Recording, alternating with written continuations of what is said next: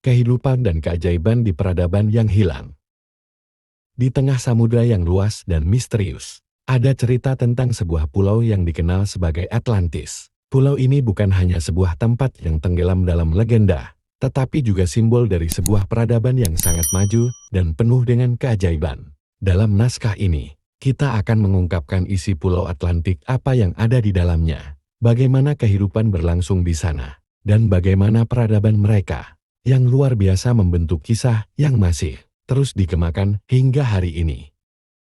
Pulau Atlantik digambarkan oleh Plato sebagai tempat yang penuh dengan kekayaan alam dan keindahan. Di atas permukaan pulau, terdapat tanah yang subur dan iklim yang sempurna. Lautan di sekitarnya dipenuhi dengan kekayaan sumber daya alam, dari ikan hingga mineral langka yang belum pernah ditemukan di dunia lain.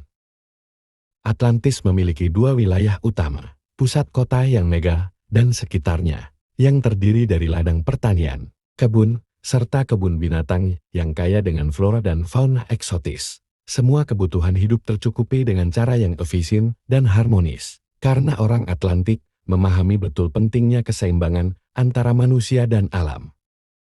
Di jantung Atlantis, terletak sebuah kota yang luar biasa megah. Kota ini dirancang dengan sistem kanal yang menghubungkan berbagai bagian kota, memungkinkan transportasi yang sangat efisien dan mengatur aliran air yang sangat canggih. Dalam deskripsi Plato, kota Atlantis memiliki bentuk seperti sebuah cincin besar yang dibagi oleh kanal-kanal yang dikelilingi oleh tembok besar.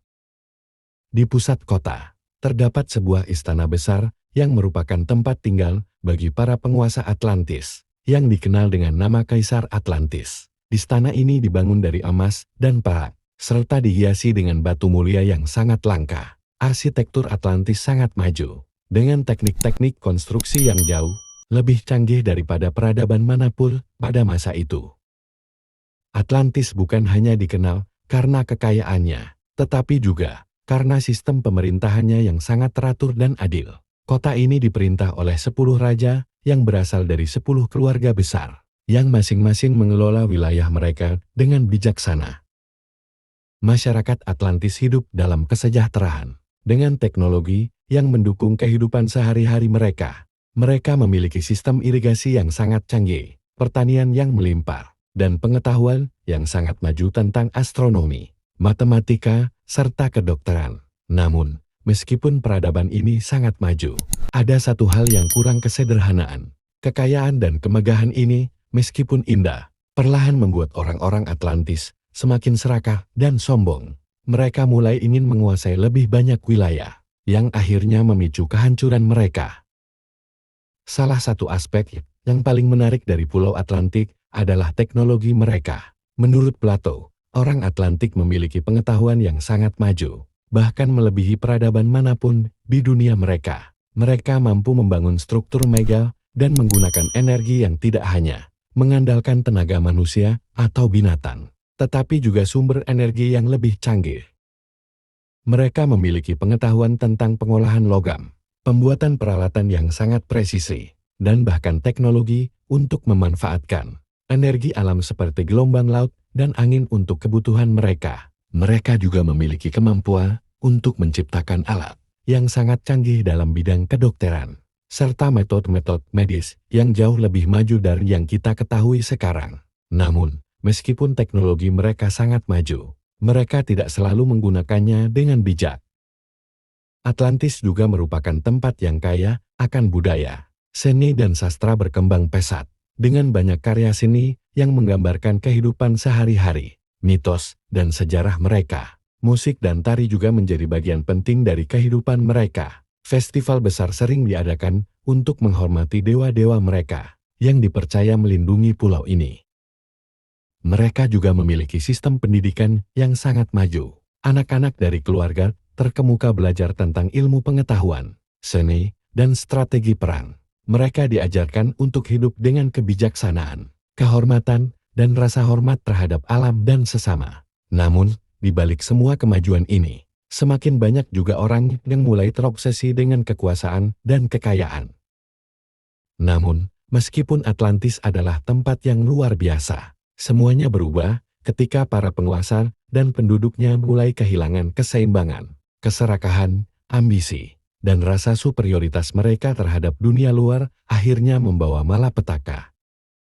Plato menggambarkan bagaimana Atlantis dihukum oleh para dewa atas kesombongan mereka. Dalam satu hari dan satu malam yang gelap, pulau ini tenggelam ke dalam lautan, hilang dari muka bumi untuk selamanya. Semua yang ada di Atlantis, kota megah, teknologi canggih, dan kekayaan yang melimpah menghilang begitu saja dalam riak gelombang yang dahsyat.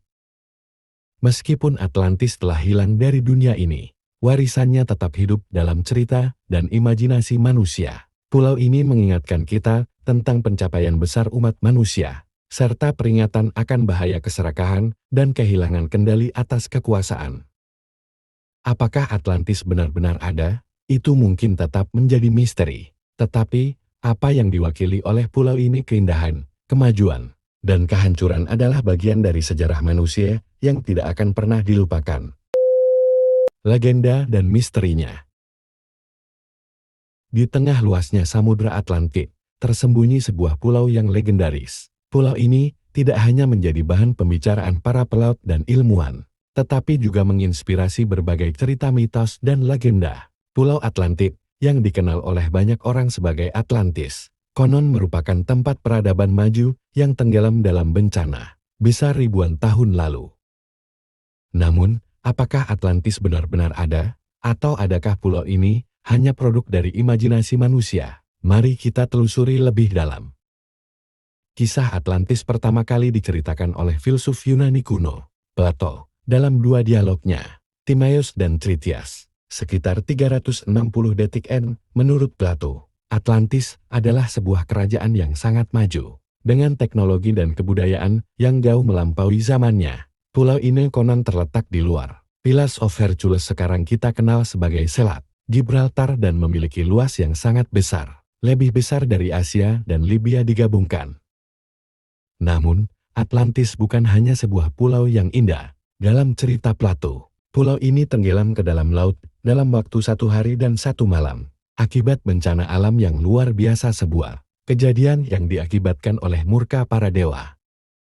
Banyak orang bertanya, apakah Atlantis itu nyata atau hanya mitos? Beberapa ilmuwan percaya bahwa cerita Atlantis mungkin terinspirasi oleh kejadian nyata seperti letusan gunung berapi Thera Santorini, yang mengakibatkan kehancuran besar pada peradaban Minoa pada sekitar tahun 1600 DTM. Namun, tidak ada bukti arkeologis yang menunjukkan bahwa Atlantis seperti yang digambarkan Plato benar-benar ada. Beberapa peneliti bahkan berpendapat bahwa Atlantis adalah alegori dari kritik Plato terhadap masyarakat Yunani pada zamannya, sebuah peringatan tentang keserakahan dan ketidakadilan sosial. Meski begitu, pencarian Atlantis tidak pernah berhenti.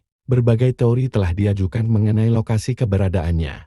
Beberapa percaya bahwa Atlantis terletak di Laut Tengah, mungkin di sekitar Pulau Kreta atau Santorini. Ada pula yang mengklaim bahwa pulau tersebut berada di wilayah Karibia. Bahkan ada yang menghubungkannya dengan Antartika. Seiring berjalannya waktu, berbagai ekspedisi dilakukan untuk menemukan sisa-sisa Atlantis. Sayangnya, hingga saat ini, tidak ada bukti yang memadai untuk memastikan apakah pulau ini benar-benar ada atau hanya sebatas mitos. Namun, meskipun banyak teori yang berbeda, cerita tentang Atlantis tetap hidup dalam imajinasi banyak orang. Mungkin ada sesuatu yang sangat kuat dalam kisah ini, sesuatu yang menarik kita untuk terus mencari, untuk memahami masa lalu yang hilang dan peradaban yang tenggelam. Apakah Atlantis benar-benar ada, atau hanya sebentuk legenda? Hingga saat ini, kita masih belum tahu jawabannya. Tapi satu hal yang pasti, cerita ini telah menginspirasi kita semua.